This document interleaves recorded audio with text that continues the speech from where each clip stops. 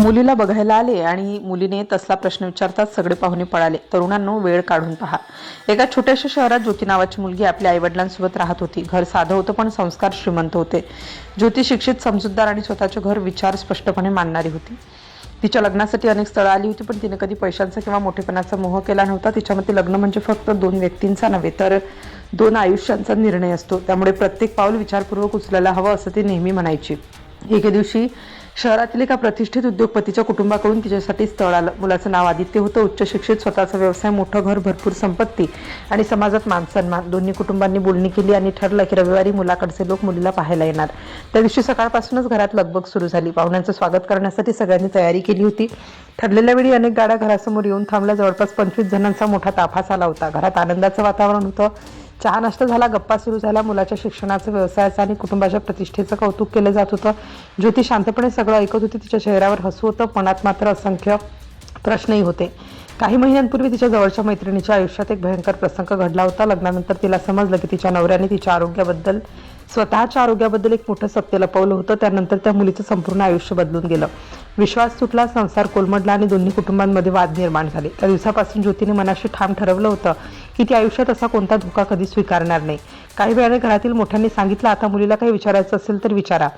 सगळ्यांना वाटलं की आदित्यला त्याच्या व्यवसायाबद्दल, आवडीनिवडीबद्दल किंवा भविष्यातील योजनाबद्दल ती विचारेल. आदित्यही शांतपणे तिच्याकडे पाहत होता. खोलीत उपस्थित प्रत्येकाचं लक्ष आता फक्त ज्योतीकडे होतं. ज्योतीने काही क्षण शांतता राखली. तिने आदित्यकडे पाहिलं आणि मग त्याच्या आईवडिलांकडे. तिच्या चेहऱ्यावर भीती नव्हती पण निर्णय स्पष्ट होता. तिने अतिशय नम्र आवाजात एकच प्रश्न विचारला. तो प्रश्न ऐकताच काही क्षणांसाठी संपूर्ण घरात शांतता पसरली. कुणीच काही बोललं नाही. एकमेकांकडे पाहण्याशिवाय कुणाकडे काही उत्तर नव्हतं. क्षणभरानंतर वातावरण पूर्ण बदललं. काही नातेवाईकांच्या चेहऱ्यावर नाराजी स्पष्ट दिसून आली. कोणी पुटपटू लागलं तर कोणी हा अपमान असल्याचं समजू लागलं. आदित्यचे वडील संतापले. त्यांनी आवाज चढवत विचारलं, आमच्या मुलावर तुला विश्वास नाही का? काही जण खुर्च्यांवरून उठले. घरातील आनंद एका क्षणात तणावात बदलला. ज्योती मात्र अजिबात घाबरली नाही. तिने शांतपणे सांगितलं की तिला कोणाचाही अपमान करायचा नाही, पण लग्न हा आयुष्यभराचा निर्णय आहे. विश्वास ठेवण्यासाठी सत्य माहीत असणं गरजेचं आहे. आजच्या काळात पैसा, घर किंवा प्रतिष्ठेपेक्षा आरोग्याची माहिती दोघांनाही समान हक्काने मिळायला हवी, एवढंच ती म्हणाली. आता सगळ्यांच्या मनात एकच प्रश्न निर्माण झाला होता. अखेर तिने विचारलं तरी काय होतं, असा हा प्रश्न होता ज्यामुळे घरातील लोक रागाने उठून निघून गेले. घरात बसलेले प्रत्येकजण उत्तराची वाट पाहत होते. आदित्यही काही क्षण पूर्ण शांत होता. त्याच्या चेहऱ्यावर विचार स्पष्ट दिसत होते. शेवटी ज्योतीने स्पष्ट केले, लग्नाचा अंतिम निर्णय घेण्यापूर्वी आपण दोघांनीही संपूर्ण मेडिकल चेकअप करूया.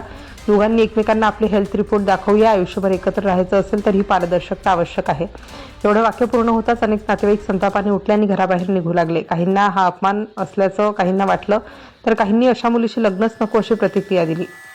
सगळे बाहेर पडत असताना आदित्य मात्र थांबला. त्याने शांतपणे मागे वळून ज्योतीकडे पाहिलं. काही क्षण तो काहीच बोलला नाही. नंतर तो म्हणाला, तुझा प्रश्न चुकीचा नाही. उलट आपण आयुष्यभर एकत्र राहणार असू तर एकमेकांपासून काहीही लपवू नये.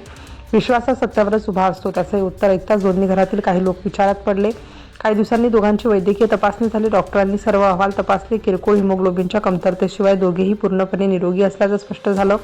त्यानंतर दोन्ही कुटुंबांनी पुन्हा चर्चा केली. यावेळी वातावरण आधीसारखं नव्हतं. अनेकांना ज्योतीचा मुद्दा योग्य असल्याचं पटायला लागलं. काळ पुढे गेला. ज्योती आणि आदित्यचा विवाह आनंदात पार पडला. पण त्यांच्या लग्नापेक्षा जास्त चर्चा झाली ती त्या एका प्रश्नाची.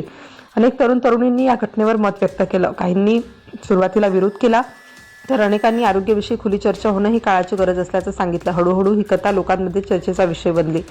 ही घटनेला आपल्याला एक महत्त्वाचा विचार देऊन जाते. लग्न ठरवताना घर, पैसा, दागिने, नोकरी किंवा प्रतिष्ठा यावर तासनतास चर्चा होते, पण ज्याच्यासोबत संपूर्ण आयुष्य घालवायचं आहे त्याच्या आरोग्याविषयी प्रामाणिकपणे बोलण्याची तयारी अनेकदा दिसत नाही. विश्वास लपवलेल्या सत्यावर नाही तर पारदर्शकतेवर टिकतो. म्हणूनच कोणताही निर्णय घेताना परस्पर आदर, प्रामाणिकपणा आणि आरोग्याला तितकंच महत्त्व दिलं तर अनेक आयुष्य सुखी होऊ शकतात.